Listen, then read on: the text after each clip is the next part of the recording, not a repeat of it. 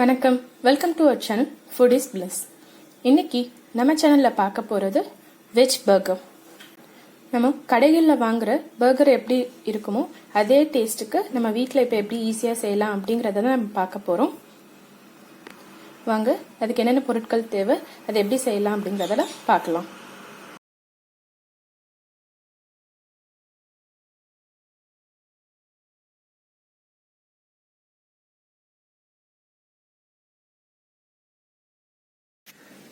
Burger பன் எடுத்திருக்கேன்.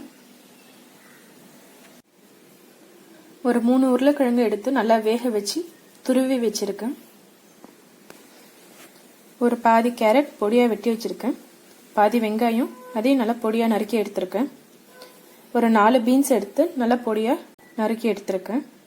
1/2 teaspoon மிளகுத்தூள், 1/2 teaspoon ஜீரகத்தூள், 1/2 டீஸ்பூன் கரம் மசாலா, 1/2 டீஸ்பூன் மிளகாய்த்தூள், 1/2 டீஸ்பூன் மல்லித்தூள், 1/4 டீஸ்பூன் சாட் மசாலா, 1/4 டீஸ்பூன் மஞ்சத்தூள், உப்பு தேவையான அளவு,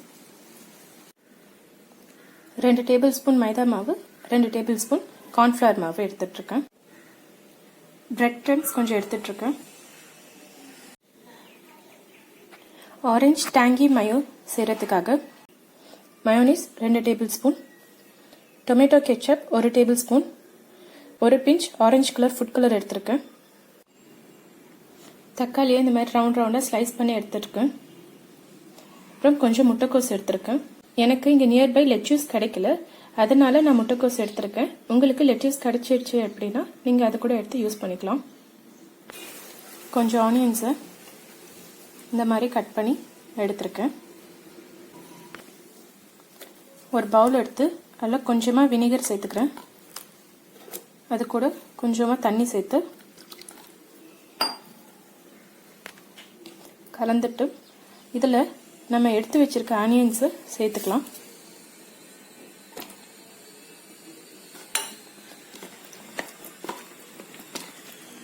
இது ஒரு 20 மினிட்ஸ் இப்படியே ஊறட்டும். ஒரு மிக்சிங் பவுல் எடுத்து நம்ம வச்சிருக்க உருளைக்கிழங்கு சேர்த்துக்கலாம். அது கூடவே நறுக்கி வச்சிருக்க வெங்காயம், கேரட், பீன்ஸ் எல்லாத்தையும் சேர்த்துக்கலாம். ப்ளஸ் நம்ம எடுத்து வச்சிருக்க எல்லா மசாலாஸையும் இது கூட சேர்த்துக்கலாம். இது எல்லாத்தையும் நல்லா பிசைஞ்சு எடுத்துக்கலாம்.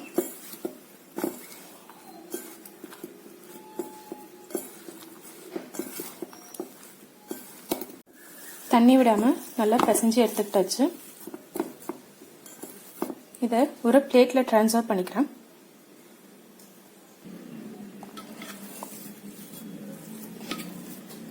இதில் எந்த தண்ணியும் விடாமல் தான் பிசைஞ்சு எடுத்திருக்கேன்.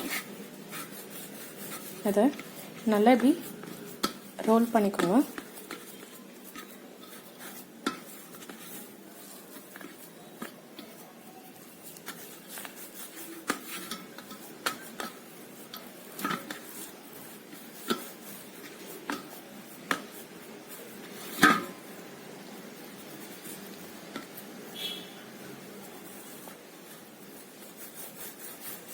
இதை நம்ம பேட்டிஸ் எப்படி ரவுண்ட் ஷேப்பில் இருக்குமோ அந்த மாதிரி கட் பண்ணி எடுத்துக்கணும்.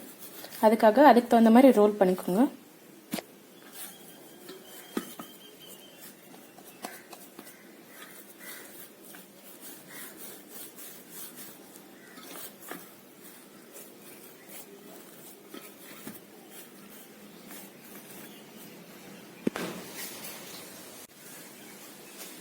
நல்லா ரோல் பண்ணி எடுத்துக்கிட்டேன். இது அப்படியே இருக்கட்டும். இப்போ அடுத்தது கோட்டிங்க்கு ரெடி பண்ணிடலாம்.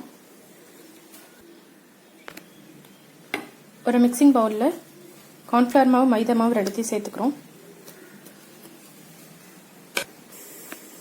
இது கூட கொஞ்சம் தண்ணி சேர்த்து நல்லா கட்டி இல்லாமல் கலந்து எடுத்துக்கலாம்.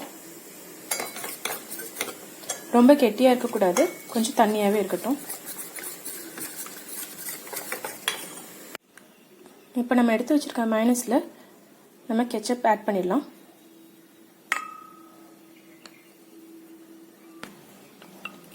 இதை நல்லா மிக்ஸ் பண்ணி விட்டுருங்க.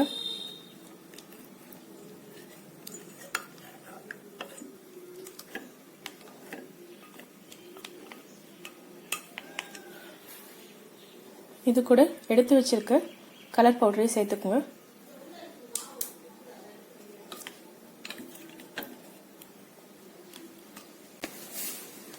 நல்லா மிக்ஸ் பண்ணிட்டேன்.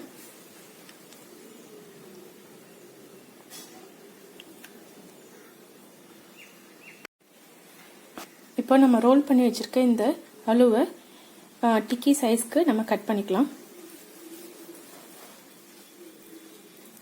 இந்த பேட்டிஸை அழகாக ரவுண்ட் ஷேப்க்கு கட் பண்ணிக்கலாம். இப்போ பேட்டிஸ் கட் பண்ணி ரெடியாக எடுத்துக்கிட்டாச்சு. இப்போ கோட்டிங் ஆரம்பிச்சிடலாம். ஃபர்ஸ்ட் பிரெட் கிரம்ஸில் நம்ம செஞ்சிருக்க பேட்டியை டிப் பண்ணிக்கலாம்.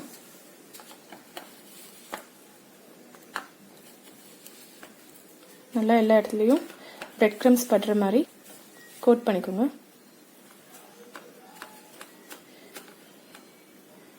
இப்போ அதை நம்ம ரெடி பண்ணி வச்சிருக்க மைதா கார்ன்ஃப்ளவர் மிக்ஸில் டிப் பண்ணிக்கலாம்.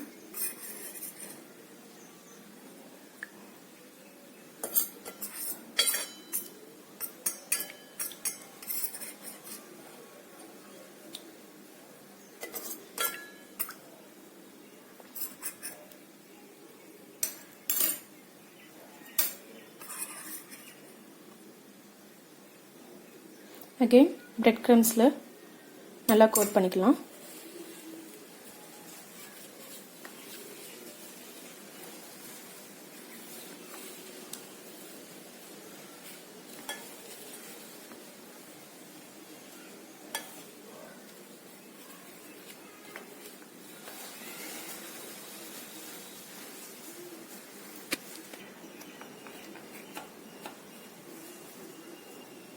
பாருங்க, நல்லா பர்ஃபெக்டாக கோட் ஆயிடுச்சு.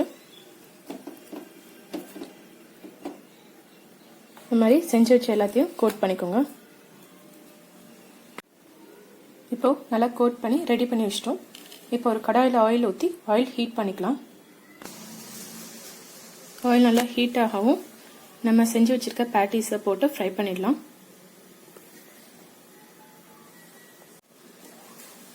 ஆயில் இப்போ ஓரளவு ஹீட் ஆயிடுச்சு. இப்போ நம்ம பேட்டிஸை போட்டு மீடியம் லோ ஃப்ளேம்லேயே வச்சு இதை ஃப்ரை பண்ணலாம். ஏன்னா நம்ம வெஜிடபிள்ஸ்லாம் அப்படியே பச்சையாக போட்டிருக்கிறதால அதெல்லாம் கொஞ்சம் குக் ஆகணும். அதுக்கு தான் ஒரு சைடு கோல்டன் ப்ரௌன் ஆனோடனே திருப்பி போட்டிருக்கேன். அந்த சைடும் நல்லா கோல்டன் ப்ரௌன் ஆகட்டும். இப்போ ரெண்டு சைடும் நல்லா கோல்டன் ப்ரௌன் ஆயிடுச்சு. இப்போ இதை பிளேட்டுக்கு மாற்றிக்கலாம்.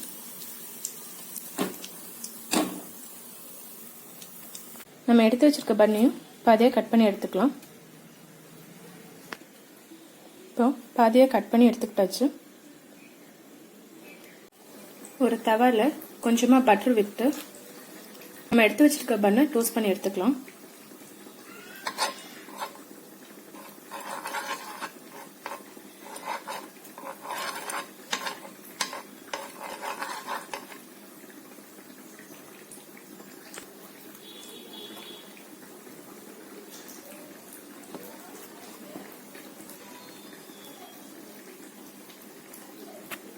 ஓவரா டோஸ்ட் ஆகக்கூடாது, லைட்டா டோஸ்ட் பண்ணி எடுத்துக்கோங்க.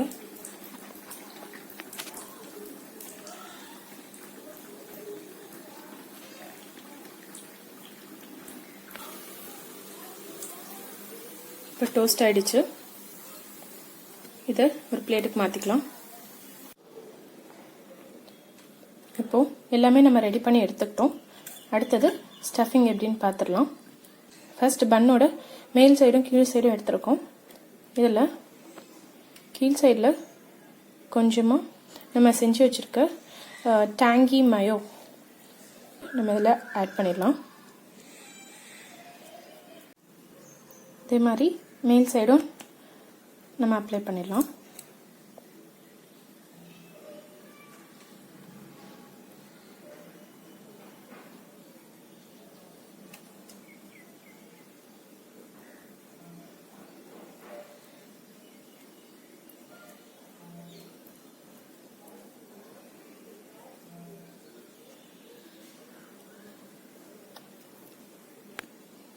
இப்போ இதில் எடுத்து வச்சிருக்க முட்டைக்கோஸ் ஆட் பண்ணுறேன்.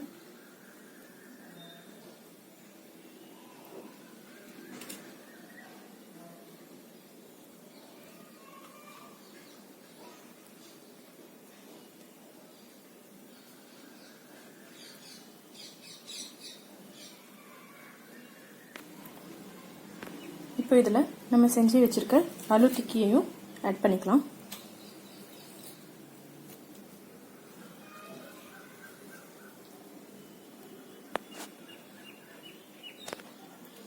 இது கூட நம்ம எடுத்து வச்சிருக்க ஆனியன்ஸை சேர்த்துக்கலாம். உங்களுக்கு சீஸ் வேணும்னா சீஸ் ஸ்லைஸ் கூட சேர்த்துக்கலாம்.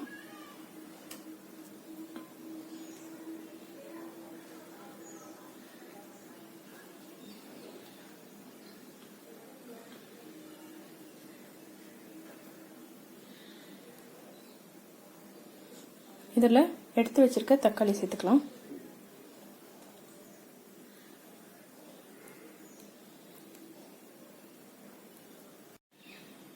அவ்வளோதான்.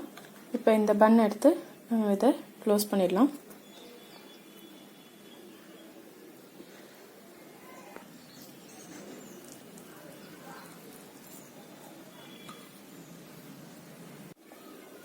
அவ்வளோதான். இப்போ ரெடி ஆயிடுச்சு.